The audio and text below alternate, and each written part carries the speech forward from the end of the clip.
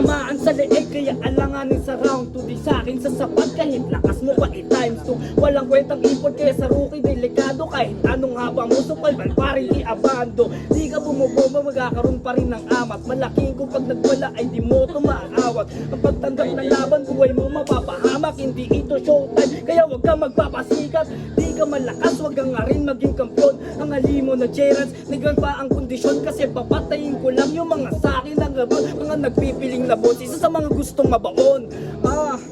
Hindi pa ito todo, palagi tong handa kaya malabong matalo. Wala ka pang diin sa hindi ka mananalo. Ito'y masasago kahit di gumamit ng tako. Ang madurog na paulit-ulit sa'yo'y dinadala. Kaya tama na, bawal dito ang nagpapabida. Ako'y di maawa kahit pa magmakaawa. Sa sarili ding naawa, ang makita kang ganyan nakakaawa.